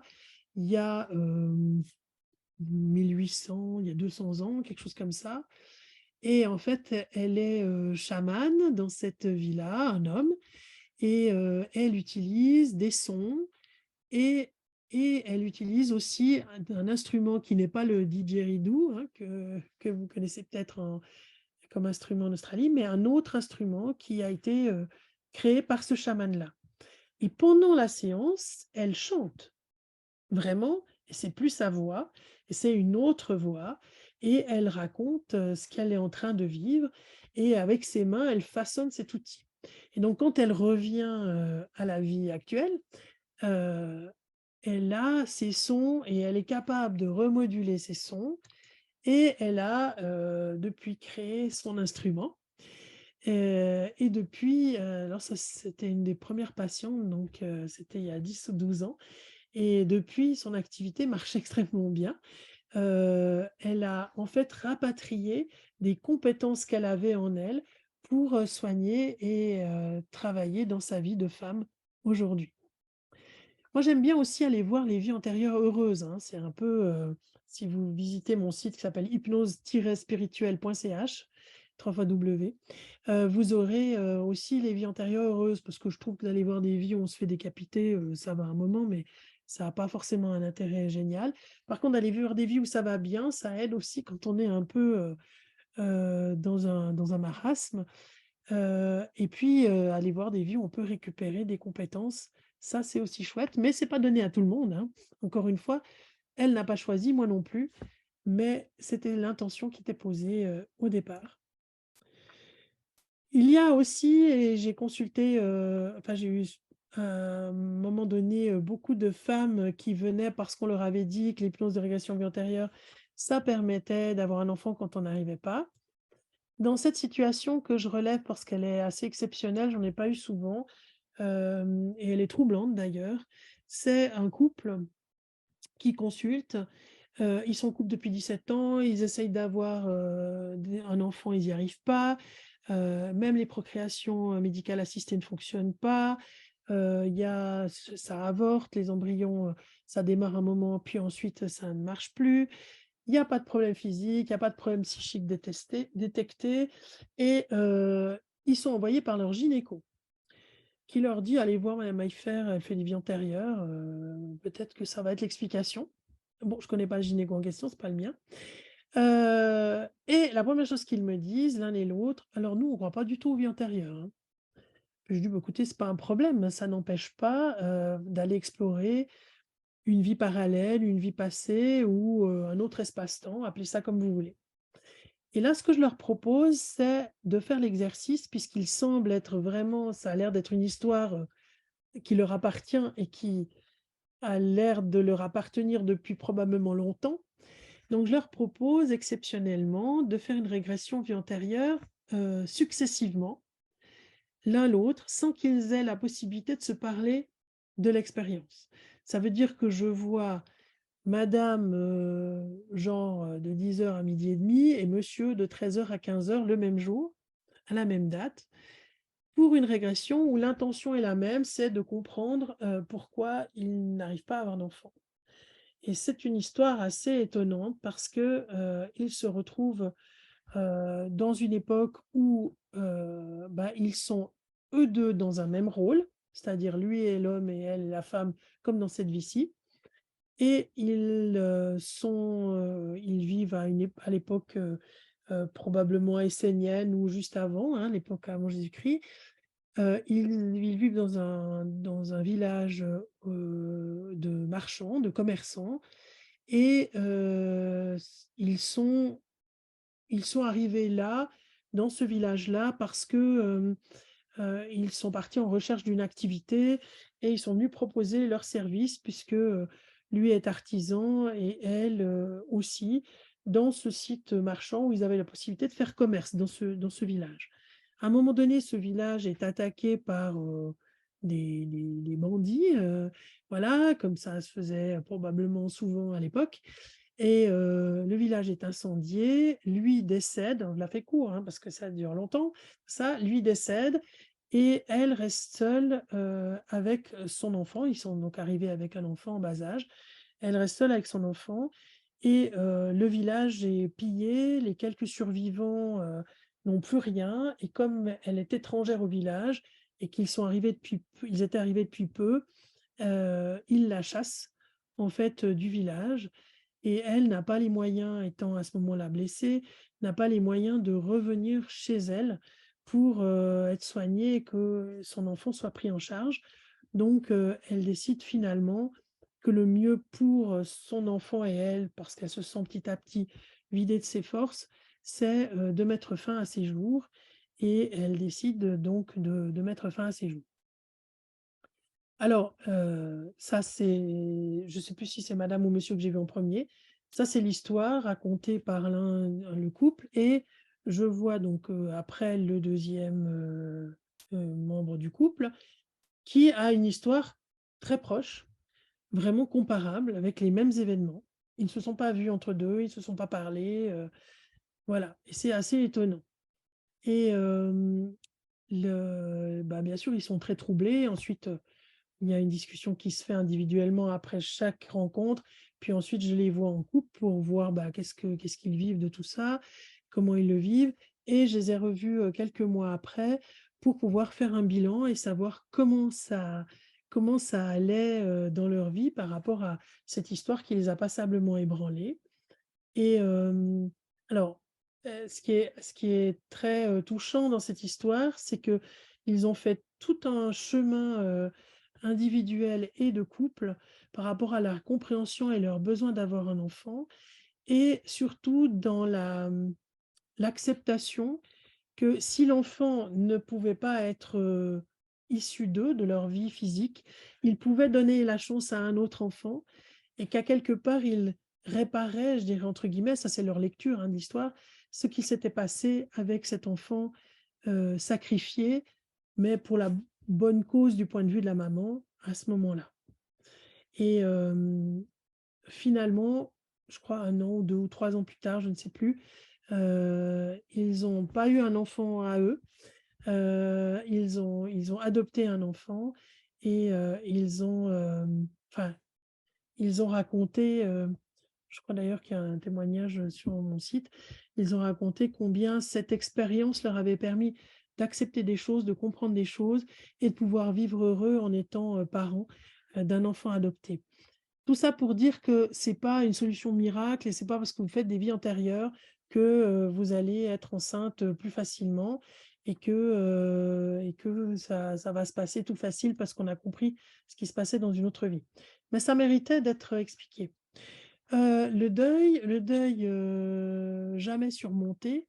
Alors c'est un monsieur, je vais faire un peu plus rapidement, qui a 48 ans, qui vit en couple, qui a donc la même relation depuis 20 ans, qui lui ne veut pas d'enfant, qui vient me voir parce que c'est un ultimatum de sa femme qui dit: «Maintenant j'ai 42 ans, là maintenant soit tu t'engages et on fait un enfant, soit il y a pas de raison qu'on reste ensemble. J'ai attendu que tu finisses tes études, que tu fasses ci, que tu fasses ça, maintenant 20 ans sont passés, soit on fait quelque chose ensemble, soit, moi j'arrête. Parce que là j'arrive, en deadline, des possibilités d'avoir un enfant». Et le monsieur me dit: «Mais moi, j'ai des angoisses de mort récurrentes, tout le temps, tout le temps, tout le temps. J'y pense et j'ai une superstition que j'ai depuis tout petit. Si j'épouse ma femme un jour, en l'occurrence sa compagne actuelle, et qu'on a un enfant, elle meurt. Et il y a pas d'explication dans la lignée familiale, ni chez elle, ni dans le transgénérationnel toujours, ni chez lui». Et en fait, il se retrouve dans une vie antérieure, hem, dans un autre pays. Heu, où il d'ailleurs, c'est intéressant parce qu'il parle une autre langue, hein, pendant l'échange et là, il se retrouve, devant la tombe, de d'une femme où il lit et il dit ce qui est noté sur la tombe. Donc il y a le nom d'une femme et le nom d'un enfant avec des dates et en fait, il est un homme et il ne se remet pas de ce décès, hem et il est dans une culpabilité énorme et en remontant, en reculant dans cette vie-là, puisqu'on atterrit dans une vie antérieure à un moment, à un temps X, hein, pas forcément depuis le début, la naissance, on va pas faire une vie antérieure chronologiquement, j'entends. Et puis là, il découvre qu'en fait, voilà, il est parti, vivre, sa vie, c'est quelqu'un qui vivait plutôt, de la sculpture, du bûcheronnage et cetera. Donc il s'est exilé, pendant plusieurs mois, comme il avait l'habitude de le faire, dans sa cabane, dans les bois pour résumer et malheureusement, à une époque où il y a pas de téléphone portable, rien du tout et son épouse, avait besoin de lui, les gens sont partis à sa recherche et malheureusement quand, les gens ont enfin atteint l'endroit où il se trouvait, donc dans cette époque-là, bah, le temps qu'il revienne, sa femme était décédée d'une maladie infectieuse parce qu'il y avait eu une, une maladie, virale ou bactérienne, peu importe, dans ce village-là et il ne se pardonne pas et il dit sur la tombe: je ne pourrai jamais me pardonner, jamais, jamais, jamais» et là, il y a son meilleur ami qui est là et qui lui dit: «Mais oui, c'est pas de ta faute, si j'aurais dû être là et je jamais, je ne me pardonnerai, dans toutes mes vies, je ne pourrai jamais oublier ça». Donc voilà pourquoi dans cette vie-ci, après avoir vécu cette vie antérieure-là, il réalise d'où vient cette espèce d'angoisse de mort récurrente, qu'il n'a plus à partir de là. J'ai pas toute la suite de l'histoire parce que parfois c'est des one shot, c'est-à-dire les gens, viennent me voir, et puis une fois ou 2 fois pour des vies antérieures, d'autres et puis je ne sais pas ce qu'ils deviennent. d'autres reviennent nous raconter ce qui s'est passé ou me donnent des nouvelles. Comprendre les raisons de son incarnation actuelle, c'est aussi une manière de travailler sur ses vies antérieures. Alors, là, c'est l'histoire d'un homme de 35 ans qui a fait plusieurs tentatives de suicide, qui dit: «Mais moi, j'ai aucun désir de vivre depuis mon enfance. Il y a pas vraiment de raison dans l'histoire familiale, plutôt une vie familiale assez sereine».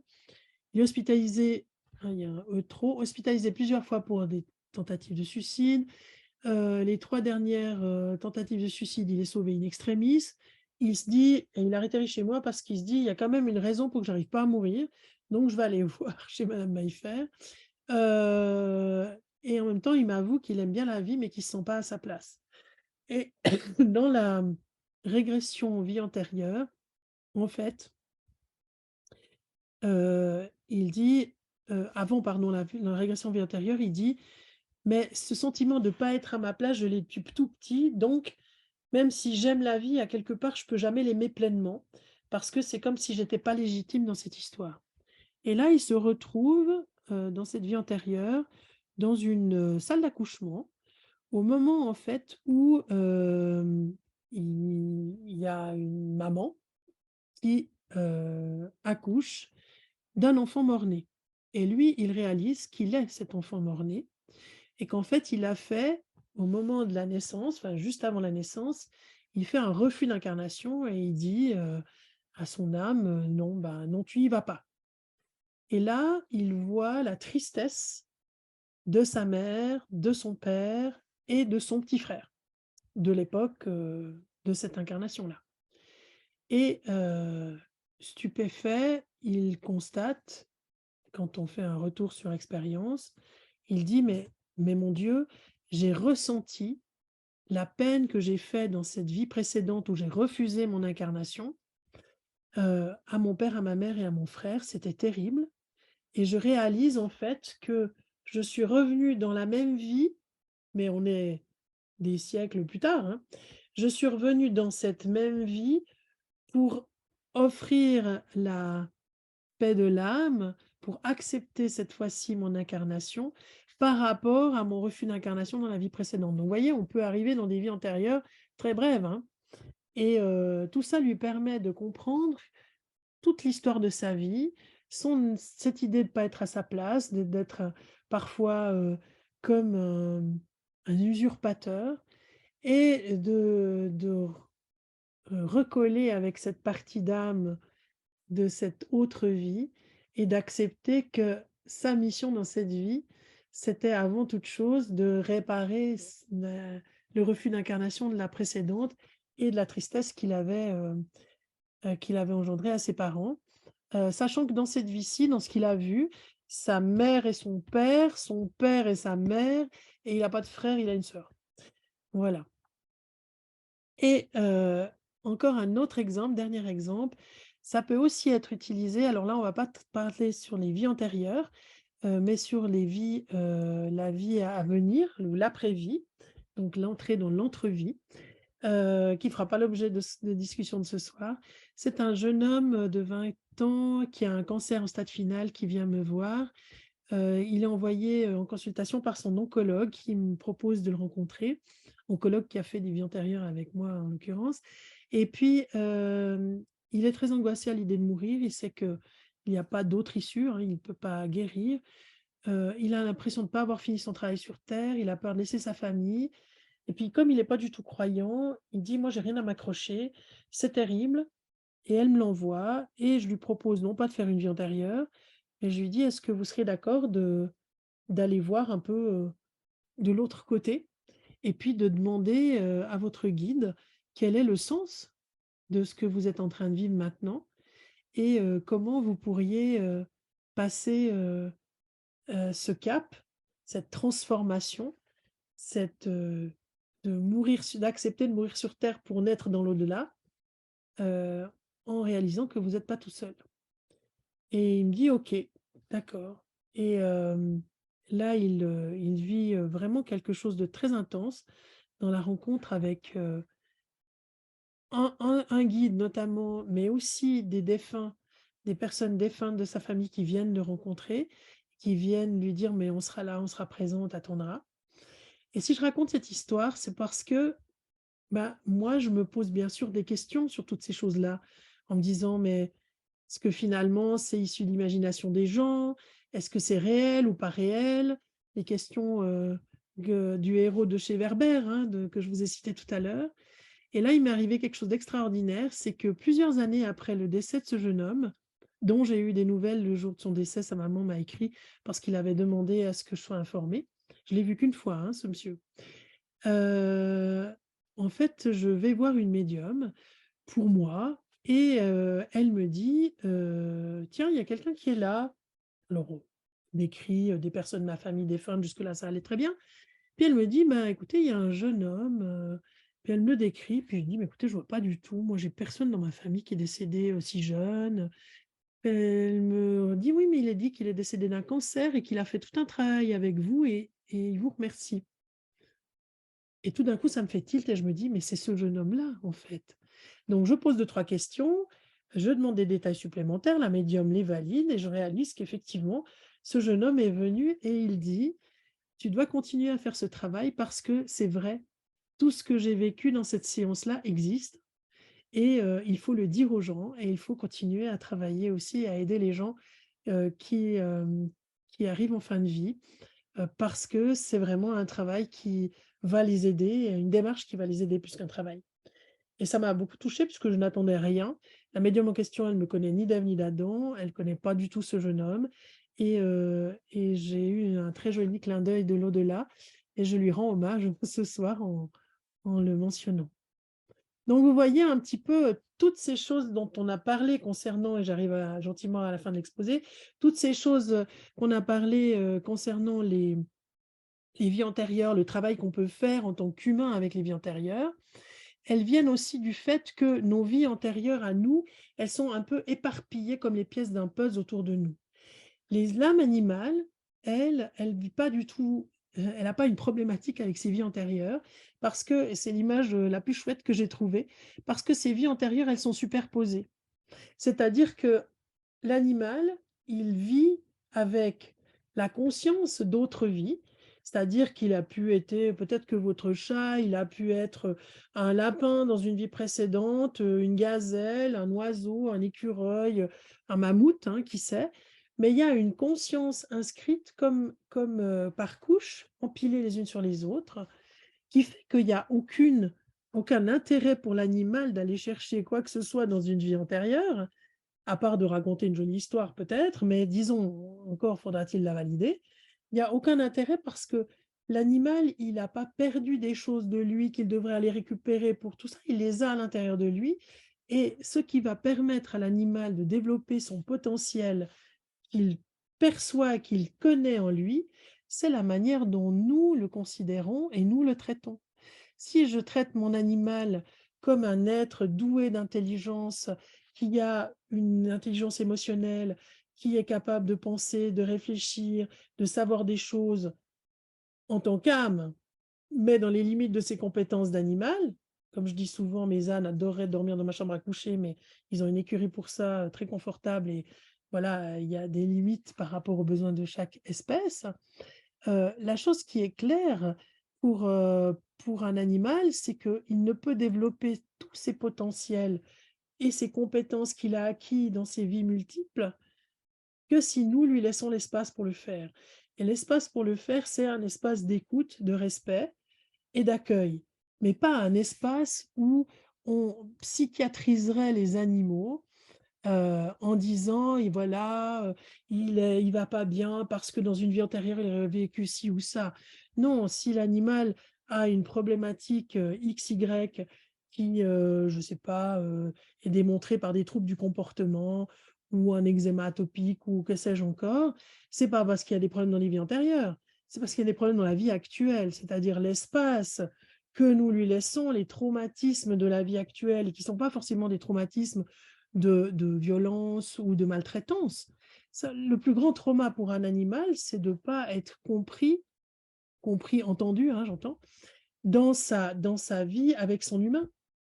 La plus grande chose que peut apporter la communication animale intuitive, c'est d'offrir une oreille et une traduction, c'est pour ça que j'aime bien parler d'interprète animalière, c'est d'offrir une traduction de ce que l'animal vit dans le présent. Et si je résous le présent, je résous toutes les autres vies passées. Je n'ai pas besoin de m'en occuper, puisqu'elles sont empilées les unes sur les autres et que ça fait un effet domino. Parce que cette notion que développe Guimand qui dit on a une influence le passé a une influence sur notre présent, le futur a une influence sur notre présent, et tout est mêlé et tout est ensemble, et l'instant présent, enfin, nous vivons une succession d'instants présents. Ce côté empilé, un peu poupée russe, eh ben, l'animal, il en est conscient. Et lorsque je travaille à ce niveau-là, il y a vraiment plein de choses qui se dénouent. Donc c'est dans le présent qu'il faut aller chercher les problèmes et pas dans les passés où vous n'avez pas d'action possible et l'animal non plus. Et puis une autre notion chère à Patrick Bernsteinas, alchimiste, qui dit: nous sommes souvent coincés sur Terre parce que nous avons beaucoup de colle. Ce qu'il appelle la colle en alchimie, ce sont les miasmes, les regrets, les lourdeurs, les conflits, toutes ces choses qui nous plombent, hein, comme de la colle qui nous englue sur Terre et qui font que pour l'âme, c'est compliqué de se détacher du corps. Et lorsque l'animal s'en va, il n'a pas toute cette colle-là. Parfois, il prend notre colle à nous, mais au moment de la mort, il s'en débarrasse assez rapidement. Donc, l'animal, lui, il n'est pas englué dans des problématiques de passé, de compréhension ou autre. Lui, il a toutes ses compétences en lui. Et le travail de l'interprète animalier, c'est d'ouvrir la porte pour traduire cette multitude de compétences et permettre à l'animal d'avoir la place qu'il souhaiterait avoir dans nos vies pour nous accompagner dans nos histoires à nous et pour développer ses propres histoires et son propre chemin d'âme.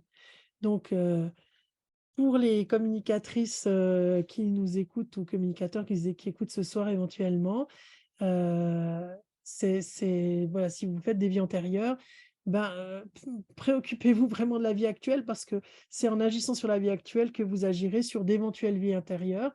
Et comme il n'y a pas de possibilité de permettre, enfin de valider les vies antérieures, elles sont finalement que des jolies histoires qui vont bloquer le client, donc le propriétaire ou l'adoptant de l'animal dans cette histoire-là, mais malheureusement, ça va pas être aidant pour l'animal. Donc, l'important, c'est l'instant présent pour les animaux, vraiment. Voilà, j'arrive au bout de ma présentation. Je vais laisser la place aux questions. Il faut que je désactive tous les sons là. Attendez. Voilà. Non, c'est pas ça. Normalement, je crois que vous pouvez prendre le micro ou bien je peux regarder déjà dans le chat s'il y a des questions. Alors, tac, tac, tac. Alors, oui, je comprends rien à tout ce que dit Philippe Guimand. Non, mais il faut réécouter. Et puis, vous pouvez lire ses ouvrages, ils sont extraordinaires. Alors, voilà, bon, j'ai pas de questions à part des gens. Alors, voilà, je vous écoute si vous en avez des questions. Vous pouvez ouvrir votre micro. Bonsoir Fabienne, merci mille fois pour ce magnifique atelier, une fois de plus. Merci. J'ai une question bête au sujet des recouvrements d'âme. Oui. Donc, salut Dakota. C'est bon, l'autre. Voilà, au fait, j'ai 3 questions sur ces recouvrements d'âme. Donc, je peux avoir des morceaux d'âme dans des endroits différents. J'écoute, hein, je vais juste... Ouais. Est-ce que je les ai laissés consciemment? Est-ce que quelqu'un peut en prendre un bout? Et la 3e question, c'est si on fait un recouvrement d'âme, elles ne manquent pas là où elles étaient? En fait, le recouvrement d'âme du point de vue, ça c'est un terme chamanique. Ouais, Puis l'idée, c'est d'aller recoller les pièces du puzzle. ouais. Ça, d'un point de vue chamanique. Dans la technique Newton, dans ce que j'utilise comme technique et d'autres, parce que j'ai été formée entre autres par l'IHS, l'Institut d'hypnose spirituelle de Jean-Charles Chabot au Québec, et Mhm, puis par l'Institut qui s'appelle Hypnosis Center de Tatiana Rovadovic-Kuchler, qui est à Genève, et le psychiatre dont j'oublie le nom. J'espère qu'il n'est pas là ce soir, ça va me revenir. Voilà. En fait, nous, on ne va pas faire du recouvrement d'âme, dans le sens où on ne va pas aller récupérer des trucs puisqu'on ne sait pas trop ce qu'on récupère. On va amener la personne dans la régression à rencontrer en fait la personne qu'elle a été, et puis elles vont se guérir elles-mêmes, l'une l'autre. Donc l'échange, il ne va pas être artificiel. Donc il y a rien qui va être faux, si je peux dire ça comme ça. ok, d'accord. Je te remercie. Merci. Ça répond aux 3 questions en même temps, en fait. Exactement. C'est une histoire technique. En fait, il y a vraiment 2 points de vue. Actuellement, on a vraiment tout ce qui est vie antérieure, exploration des vies antérieures sous un aspect plus ludique, curiosité, expérientiel, on va dire. Puis moi, je suis thérapeute de métier, hein, je suis psy. Donc, moi, ce qui m'intéresse, c'est vraiment le côté thérapeutique, comment cette démarche va me permettre de recouvrer un équilibre dans ma vie de tous les jours pour vivre mieux et plus sereinement. Et puis, à la réponse du pourquoi cette différence entre les vies antérieures des humains et des animaux, ça c'est Nathalie qui pose la question dans le chat. Eh ben, simplement, alors je ramène à mon livre qui s'appelle Accompagner son animal en fin de vie à la rencontre non, dialogue avec, ça y est, je ne sais plus le titre de mes livres, moi. Dialogue avec l'âme animale, ici et dans l'au-delà. Donc, dans ce livre-là, j'explique bien la différence entre l'âme humaine et le parcours de l'âme humaine et le parcours de l'âme animale après la mort. Et aussi, l'animal a une autre vocation sur Terre et aussi dans l'au-delà et d'autres objectifs, si je peux dire ça comme ça, en tant qu'âme, pour son évolution que l'humain. Donc, je pourrais faire un cours entièrement là-dessus. D'ailleurs, la prochaine fois, en avril, je parlerai de l'évolution et du chemin de l'âme animale dans l'au-delà, après la mort. Mais si jamais Nathalie, et toutes les références dans ce bouquin-là. Merci pour la question. Est-ce qu'il y avait une autre question? Peut-on vivre des remontées de vie antérieure en état modifié de conscience, notamment lors de méditation profonde? Alors oui, tout à fait. On peut avoir des rémanences, hein, des retours de vie antérieure, peut-être. Ce qui va différencier le rêve de la vie antérieure, c'est la cohérence des choses. Dans un rêve, il y a toujours des choses qui ne sont pas très cohérentes. Je ne sais pas si vous vous rappelez de vos rêves, il y a toujours des choses un peu loufoques comme ça. Dans une vie antérieure, c'est toujours cohérent. Maintenant, d'ailleurs, Werber, là, la prophétie des abeilles, si jamais vous faites rien cet été au bord de la plage, lisez-le, il est passionnant. Le héros fait justement des régressions vie antérieure en auto-hypnose. Mais on ne va jamais accéder, pour avoir testé, hein, on ne va jamais accéder à des vies antérieures aussi profondément et aussi loin que lorsqu'on est accompagné par un thérapeute, parce qu'il assure la sécurité émotionnelle. Parce que imaginez bien le monsieur que je vous décris qui arrive trop tard et on a enterré sa femme et son fils parce qu'il il était en forêt, travaillait, etc., puis il n'a pas pu être là. Et ce monsieur, quand il vit ça allongé sur le lit, hein, c'est des thérapies longues, donc les gens sont confortablement installés, allongés, il le vit en plein, c'est-à-dire il est dans cette histoire, il vit cette histoire en plein, avec toutes les émotions qui vont avec. Et quand vous avez un thérapeute, et j'insiste sur la formation du thérapeute, hein, quand on a un thérapeute qui a les épaules et le background pour accompagner les gens, c'est clair qu'on va beaucoup plus loin dans une vie antérieure qu'on irait tout seul. Alors, Peut-on vivre des rêves? Bonsoir. Quelle est la préparation pour faire une régression par hypnose? Alors, la préparation pour une régression, vie antérieure, en tout cas, moi, je propose, d'ailleurs, les gens qui vont faire le séminaire résidentiel d'une semaine, à Carnac, qui s'appelle, l'envol de l'aigle, ces personnes-là, elles vont faire plusieurs régressions vie antérieure ou vie future, elles choisiront, ou entre vies, et je vais leur envoyer tout soudain bientôt, des audios que j'ai enregistrés pour se préparer, en fait. Ça, c'était la bonne nouvelle du jour si jamais elles sont là, les filles qui font le stage avec moi à Carnac. Donc voilà pour Valérie. Vanessa, une âme animale restera toujours une âme animale alors? Un humain n'a pu être une baleine ou autre inversement? Alors, j'ai envie de dire, c'est une croyance, je ne sais pas. Personne ne sait. Il s'agit d'une vision religieuse dans l'hindouisme ou le bouddhisme qui dit qu'il y a une progression.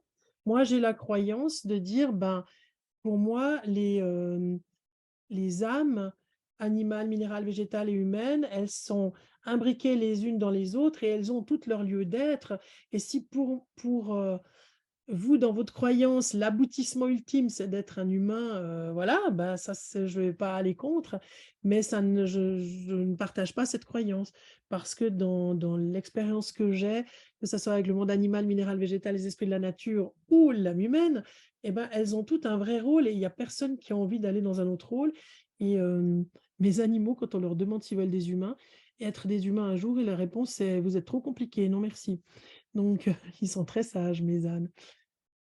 Alors, bonsoir, pouvons-nous avoir des vies antérieures animales? Ben non, ça répond à la question. Enfin, en tout cas, moi, j'ai quand même entre 12 et 15 ans, je n'ai pas calculé, d'expérience de régression vie antérieure avec des patients, donc plusieurs centaines de gens. J'ai jamais vu des gens qui se réincarnaient dans une vie animale. Par contre, j'ai vu, alors là, j'entre dans un sujet un peu plus épineux, j'ai vu et j'ai accompagné des gens qui s'incarnaient dans d'autres espaces, dans d'autres terres, entre guillemets, c'est-à-dire dans d'autres planètes, dans d'autres galaxies, dans d'autres. Et là, on est en train de découvrir qu'il n'y a pas un univers, mais probablement des univers, et qu'il y a beaucoup plus de choses qu'on ne connaît pas que ce qu'on avait pensé jusqu'ici. Alors oui, ça oui. Il y a des gens que j'ai accompagnés dans des régressions antérieures qui sont arrivés dans des vies qui n'étaient pas du tout des vies terrestres, en parlant un autre langage, en ayant un autre corps, en disant des choses voilà, particulières qui n'ont rien à voir avec un référencement terrestre. Ça oui, ça j'ai vu.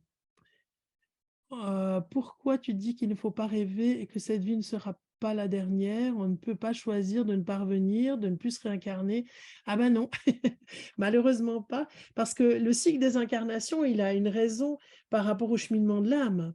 Et c'est pas nous qui choisissons si on revient ou pas. Donc il y a personne qui vous a poussé par derrière ou qui vous a refilé son ticket pour revenir. C'est vraiment un choix que l'on fait avec nos guides dans l'entrevie, qui est donc cette partie dont je parlerai un jour, qui est magnifique à explorer, où on fait un vrai choix d'incarnation, et on ne peut pas volontairement faire le choix de parvenir. Enfin, ça fait partie d'un processus. Et même quand on a accompli, on va dire, tout le cycle, parfois on est amené à revenir dans des moments précis sur le plan terrestre, puisqu'encore une fois, vraisemblablement, on peut aller sur d'autres plans que le plan terrestre, pour vivre des choses ou accompagner des gens ou transmettre des savoirs. Voilà, donc le choix, il est relatif. Ça, c'était pour Sarah. On peut vivre aussi des remontées en soins énergétiques aussi, oui, tout à fait. Alors, toujours le problème, c'est que ce qui peut être vécu au niveau des vies antérieures, que ça soit dans des soins énergétiques, que ça soit à travers du chant, à travers des types de respiration aussi, hein. Toujours la technique de Newton fait que c'est une technique qui va vous amener beaucoup plus loin avec pas juste des flashs, vraiment une histoire que vous vivez complètement. Et je ne sais pas si parmi les gens qui sont là ce soir, il y en a qui ont fait des vies antérieures avec moi et qui sont là. C'est vraiment une vraie histoire que vous vivez pendant 2 heures, quoi. C'est pas juste des flashs, c'est ça la grande différence. Mais effectivement, on peut aussi vivre des flashs. Est-ce que l'âme ne s'incarne que dans les humains et les animaux, pas dans un arbre qui peut vivre 400 ans ou une montagne? Alors, on peut explorer en tant qu'âme l'énergie du monde végétal, du monde animal, du monde minéral, de tous les mondes lorsqu'on est désincarné. Mais on ne va pas forcément s'incarner en tant qu'arbre parce que dans les incarnations, on va dire, vivantes, euh, animées plutôt, on va retrouver tout le monde des esprits de la nature. Sujet que je développerai aussi à l'automne.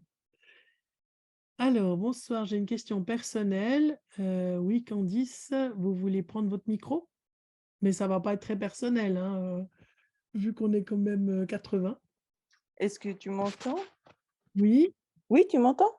oui, Ah, super. En fait, j'étais pas du tout sûre de réussir à allumer mon micro. Donc, super, c'est fait. Du coup, je peux effacer mon pavé que j'étais en train d'écrire. Voilà. Bonsoir. Alors, une question personnelle, oui, parce que en fait, moi, j'ai jamais cherché personnellement à aller voir mes vies antérieures parce que j'ai toujours eu le sentiment que c'était quelque chose d'exceptionnel et que j'avais peur en fait de nourrir mon ego à travers ça. Et donc jusque-là, je ne l'ai pas fait. Et puis par contre, à travers mon thème astral, on m'en a donné quelques pistes et ça a toujours effectivement titillé ma curiosité. Et récemment, j'ai reçu un soin en apométrie et on m'a dit: «Mais non, tu pas de crainte, va voir, et ce que c'est, tu peux y aller sans crainte». Et donc en fait, je fais partie de cette catégorie de curieux, et dont j'ai effectivement envie d'aller, maintenant, peut-être gratter un peu, ce côté-là. Sachant que moi j'ai 33 ans maintenant et ça fait à peu près depuis mes 12 ans que je fais, que j'ai vu différents thérapeutes, dans le but de développement personnel parce que j'adore ça en fait, aller gratter là où ça pèche quoi finalement pour essayer de grandir quoi finalement. Donc, je me demande ce que tu penses en fait puisque justement tu as l'air d'avoir un point de vue un peu, mitigé sur la simple curiosité, parce que moi j'ai une vie Club Med dont tu parles, hein, tout va bien pour moi, hein, c'est le grand kiff, cette vie terrestre. Donc, effectivement, j'aurais deux trois petites questions effectivement à aller un peu, visiter, mais au-delà de ça, ça reste pas mal de la curiosité. oui. Alors moi, mes a priori, ils sont liés à ce que j'ai expliqué, ils sont liés aussi à la disponibilité que je peux avoir. Parce que lorsque l'on accompagne des gens en régression vie antérieure, c'est extrêmement fatigant pour le thérapeute parce que vous êtes là tout le temps. Moi, j'ai de la chance de pouvoir voir ce que vous voyez. Donc, ça me permet aussi d'arrêter les gens quand ils sont en train d'imaginer. Parce que chez moi, j'ai un écran noir et je perds en fait le fil de l'histoire. Donc, je ne vais pas les influencer par contre, mais je vais leur proposer, mais ça, les gens qui me connaissent en cours, ils m'ont déjà vu fonctionner comme ça, je vais leur proposer de retourner en arrière ou voilà, de tourner à gauche ou à droite quand l'histoire s'arrête un peu. Donc, mais c'est extrêmement fatigant, donc c'est pas possible en tout cas pour moi, d'aligner les rencontres régression vie antérieure. Déjà ça. Et puis moi, je suis spécialisée en psychotraumatologie. Donc, ce qui m'intéresse, c'est vraiment d'accompagner des gens qui souffrent de psychotraumas, qui ont des vies compliquées à cause de ces différents psychotraumas, dont ils peuvent trouver des fois l'origine dans des vies antérieures. Et pour moi, l'important dans le temps que j'ai à disposition, voilà, dans les 24 heures qui sont données à tout le monde et à moi aussi, eh ben, c'est d'accompagner des gens qui sont vraiment dans une détresse de vie. Donc moi, ce que je t'invite, c'est qu'il y a des gens qui font des régressions vie antérieure, de type, voyage, par curiosité et c'est pas interdit de le faire, hein. Mais moi, je vais pas le faire avec toi parce que je vais mettre ma priorité sur des gens en souffrance et qui ont vraiment, qui ont pas une vie Club Med. Voilà. C'est super ce que tu me réponds, je te remercie, parce que ça répond aussi à une question que je me posais, c'est comme moi j'ai eu une ou 2 pistes de personnes extérieures, je me demandais si je pouvais, être justement influencée par ce que j'avais entendu. Donc ce que j'entends à travers ce que tu dis, c'est que toi, en tout cas, tu es capable, mais donc il y a la possibilité aussi pour d'autres personnes probablement de guider, pour éviter ça. C'est juste? Alors peut-être, je ne sais pas, OK. je le dis parce que voilà, je l'ai expérimenté notamment dans les Mmh. formations, par rapport à mes collègues, bah, voilà, que des fois que je vois ce qui se passe et ça m'aide beaucoup aussi dans tout le travail qu'on fait en groupe, en communication animale et cetera, de pouvoir, ou dans les voyages chamaniques d'accompagner les gens et de voir ce qui se passe pour eux. Mmh. Mais, il y a certainement d'autres gens qui ont ce genre de compétences. Mais moi, c'est vrai que je ne vais pas entrer là-dedans parce que c'est ma vocation, c'est vraiment d'accompagner des gens en difficulté et de leur donner un coup de pouce, quand ils en ont besoin. Et puis il y en a d'autres qui seront très heureux d'aller visiter avec toi une ou plusieurs vies antérieures, j'en suis persuadée. Est-ce que tu as des contacts d'autres personnes justement que tu pourrais me Ouais, conseiller? l'Institut, d'hypnose spirituelle, l'IIHS, de Jean-Charles Chabot, qui est très active, en Europe, et donc au Canada, hein, qui a le QG au Canada, a des listes de gens, agréés. Je ne sais pas si j'y suis encore parce que je crois pas que j'ai payé les quotis, mais voilà, il y a des gens il y a des listes de gens agréés qui sont par pays et puis il faut voir dans les sites internet ce que les gens disent. Tu vas au feeling avec quelqu'un qui te convient. Je sais qu'il y a des gens aussi qui font des régressions vues antérieures, par Zoom.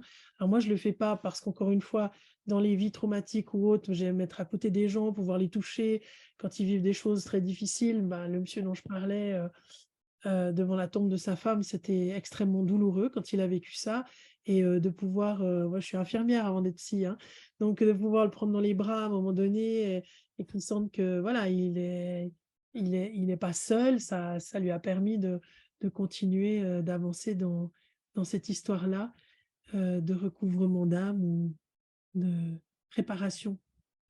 Donc voilà. OK. Merci Candice. Merci à toi. J'avance juste, si jamais il y en a qui veulent partir, sentez-vous libre, hein, moi ça ne me vexera pas. Je vais juste finir les questions. Donc pour Jasmine, je vais pas tu demandes quel est le sens de la vie des animaux d'élevage intensif. Je ne rentrerai pas là-dedans ce soir, c'est vraiment pas le sujet, parce que sinon, on va finir, à minuit. Pourquoi on parle de vie antérieure? Mais est-ce possible d'avoir une vie parallèle en même temps? Oui, bien sûr. C'est peut-être pas du tout des vies antérieures. En physique quantique, pour eux, la vie antérieure, ça n'existe pas. C'est-à-dire, on vit sur plusieurs plans de vie, voire même, et ça rejoint ce que Corco dit, c'est qu'il est même possible que l'on vive, dans cette vie actuelle, aussi une autre vie en parallèle de quelqu'un d'autre, sur terre, enfin avec une partie de notre âme qui vivrait à la fois ici, dans le corps de Fabienne, et puis moi, il y a peut-être une partie de moi qui vit, dans le corps de, je sais pas moi, Pierre, à l'autre bout de la planète. Donc ou voire même sur d'autres dimensions. Donc tout est possible. Alors, mais une âme incarnée en humain a pu être une âme incarnée en animal ou non, du coup, je ne comprends pas bien. Eh ben, dans la croyance hindouiste et bouddhique et dans tous les aspects religieux, il y a une progression. On est minéral, végétal, animal et ensuite humain.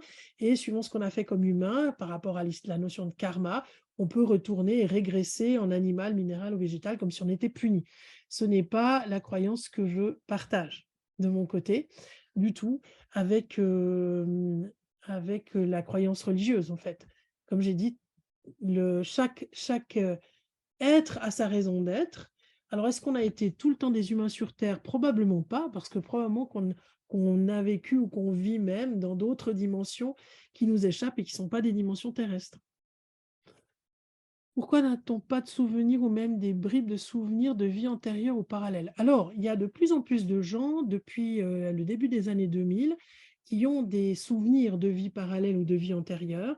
Et il y a le docteur Stevenson qui a écrit un livre où c'est des témoignages, et vous les retrouvez aussi sur Internet, sur YouTube, des témoignages d'enfants qui racontent comment c'était les vies antérieures, avec des détails. Donc, on est beaucoup dans ce monde à avoir des souvenirs de vie d'avant, y compris de l'entrevie, de ce qui se passe entre deux incarnations.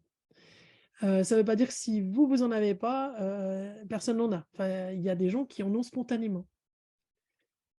Les impressions de déjà-vu sont expliquées en partie scientifiquement. Peut-il y avoir un lien avec une vie antérieure parallèle? Oui, alors il y a déjà vu et déjà vu, si je peux dire ça comme ça. Il y a déjà vu, j'ai l'impression d'entendre un truc que j'ai déjà entendu, mais là on est sur une temporalité actuelle. Et puis il y a, je vais dans un endroit et je sais exactement m'orienter dans cet endroit-là, comme si j'y étais déjà allée. Et je sais exactement que derrière cette ruelle-là, il y a cette ruelle-là, que je vais trouver telle chose, etc. Comme vraiment si j'avais déjà vécu dans cet endroit. Ça, c'est différent. Pour moi, ça fait de l'ordre de la vie antérieure, alors que le déjà vu, qui nous arriverait souvent, hein, quelqu'un vous dit un mot, puis vous dites, mais tiens, ou une phrase, vous vous dites, mais j'ai déjà vécu cette phrase. Là, on est dans autre chose de ce qu'explique justement la science. Y a-t-il, merci, l'âme peut donc se fragmenter pour des vies parallèles? Probablement. Alors moi, je peux répondre à tout, hein. Je vous dis ce que j'ai un peu vécu, exploré. Je pense qu'on est au balbutiement de la compréhension, parce que là, on entre dans une autre notion qui est la conscience. On est même au-delà de l'âme. C'est-à-dire que finalement, l'âme n'est probablement que le véhicule. C'est ce qui anime le corps d'ailleurs, hein, qui met de la vie dans le corps, mais on a une autre dimension qui est à explorer dans les années à venir, qui est la conscience. Et les Égyptiens d'ailleurs en parlent, hein, ils parlent de corps, d'âme et d'esprit. Et ce qu'ils appellent l'esprit est ce que nous appelons la conscience.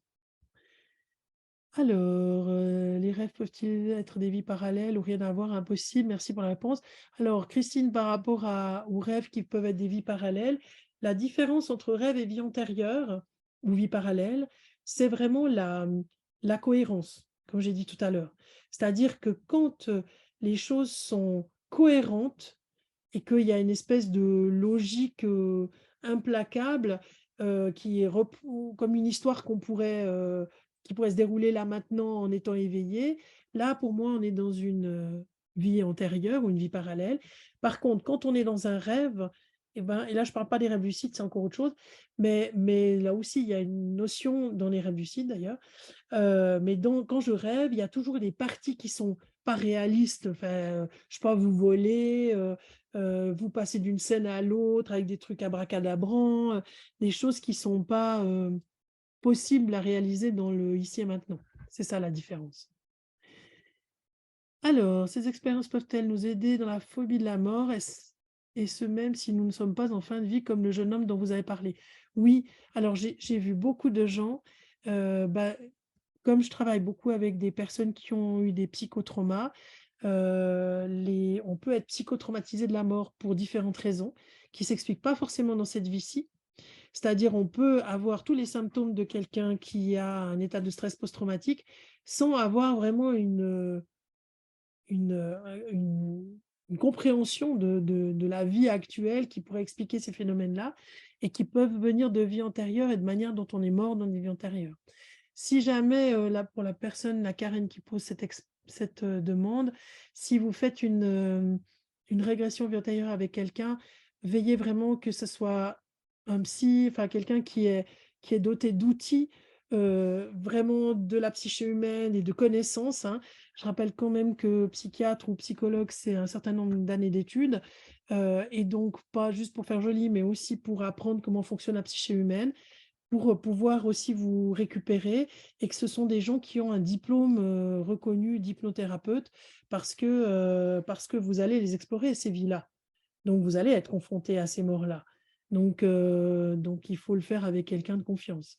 Encore une fois, c'est comme si enfin je sais pas, si vous décidez, d'aller en Ferrari avec quelqu'un qui vient d'avoir son permis, je pense qu'il y a plus de risques d'aller en Deutsch, avec quelqu'un qui vient d'avoir son permis. Merci beaucoup. Est-ce qu'on peut apprendre la technique enseignée par Michael Newton sans être psychiatre, et cetera? Bah, j'ai parlé de l'IHS, hein, donc l'Institut international d'hypnose spirituelle, Jean-Charles Chabot au Québec, qui enseigne et qui a une antenne en France. Et puis pour les Suisses, il y a Hypnosis Center, Tatiana Radovanovic Kuchler et Olaf Makassis à Liège. Olaf, je suis désolée.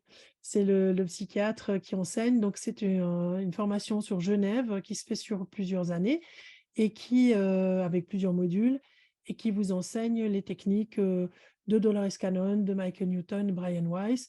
Tatiana a été formée aux États-Unis par Dolores Cannon, entre autres. Comment expliquer le fait de voir la vie antérieure de personnes qui vous consultent? C'est simplement parce que c'est un don médiumnique, en fait, c'est comme la médiumnité. J'ai la possibilité, parce qu'en médiumnité, je peux voir, en médiumnité spirit, comme on dit en France, je peux communiquer avec un défunt, mais en médiumnité tout court, je peux autant accéder à un animal, un végétal, un minéral, qu'à une vie antérieure quand j'y mets l'intention. Donc, c'est des facultés intuitives que nous avons. Est-ce qu'on peut être en contact avec des autres de nous-mêmes dans des vies parallèles par méditation ou même nos guides pourraient-ils venir d'ailleurs d'autres galaxies? Alors, je ne sais pas qui viendrait ailleurs d'autres galaxies dans la question pour Cécilia, mais on peut être en contact avec tout ce qui est possible. Moi, je rends souvent les gens attentifs au fait que, comme on a accès à beaucoup de savoirs aujourd'hui spirituels à travers les réseaux sociaux, Internet et compagnie, le risque toujours, c'est de s'y perdre et de perdre sa santé mentale. C'est quand même pas des choses avec lesquelles il faut trop faire mumuse si on sait pas trop où on va, parce que notre psyché, elle est quand même organisée, elle est assez bien organisée, hein. Notre cerveau, il a quand même des tiroirs où il va classer des choses, surtout au niveau émotionnel. Et si on commence à dire: «Je fais un peu de ci, puis un peu de ça, puis je vais aller voir d'autres galaxies, puis ci, puis ça», puis qu'on le fait pas dans une vraie démarche avec de compréhension de certaines choses de soi-même, où on est accompagné, où surtout on prend du temps de digestion. Moi, je fais pas des vies parallèles, tous les mois avec la même personne, hein. C'est 1-2, maximum, si vraiment on peut des fois explorer la même vie plusieurs fois, parce que c'est nécessaire d'aller revoir des choses dans la même année. Mais il n'est pas question, encore une fois, je suis pas une agence de voyage, de faire voyager les gens plusieurs fois parce que ça va faire des transformations aussi d'un point de vue cellulaire. Et l'épigénétique, pour ceux qui connaissent, cette notion-là, elle la met en évidence, hein, les transformations cellulaires que l'on peut avoir par rapport à notre système de pensée, de croyances, et cetera. Donc, c'est vraiment quelque chose à faire avec, précaution et respect. Si l'on revit des horreurs, scènes de torture lors d'une régression, peut-on être aidé à sortir de l'état d'hypnose? Y a-t-il une utilité de revivre ça? Oui, alors Lisa, ça c'est exactement la question, la chose que je disais tout à l'heure. Moi, j'aime bien aller voir des vies antérieures heureuses parce que, d'abord, on va aller rapatrier des compétences qu'on a eues et puis on va toujours demander à votre subconscient ou à votre moi supérieur, ça dépend comment on l'appelle, d'aller voir une vie qui a de l'importance. Parce que d'aller voir des vies où on a été torturé, où on est mort sur un champ de bataille, on a été brûlé, décapité, et cetera. Voilà, moi je trouve que c'est bon, bah, on le sait, hein, on est tous morts de toute façon de quelque chose dans plusieurs vies et d'épidémies entre autres, parce qu'on est quand même souvent mort d'épidémies dans notre vie, et de situations, horribles. Ça a peu quand on met en place un processus d'accompagnement comme thérapeute pour aller voir une vie antérieure avec un patient, le cadre, il est posé très clairement dès le départ avec le patient et on demande vraiment à ce que notre moi supérieur a rencontré la vie qui a le plus important dans ce qu'on vit maintenant. Donc c'est pas forcément d'aller voir, une vie où on a subi des tortures, à moins que c'est un sens pour, la personne dans cette vie-ci et à ce moment-là, d'être accompagné, il vaut mieux pour que, la personne, ne soit pas en souffrance, et pour ça, on a différentes techniques, qui nous permettent de traverser aussi, ces épreuves-là. Merci pour votre présence aussi, tard. Hem, J'espère que vous avez eu, un bon aperçu de ce que peuvent être les vies antérieures. Vous vous êtes rendu compte qu'on pouvait encore en parler, pendant longtemps. Je vous souhaite le meilleur, je suis contente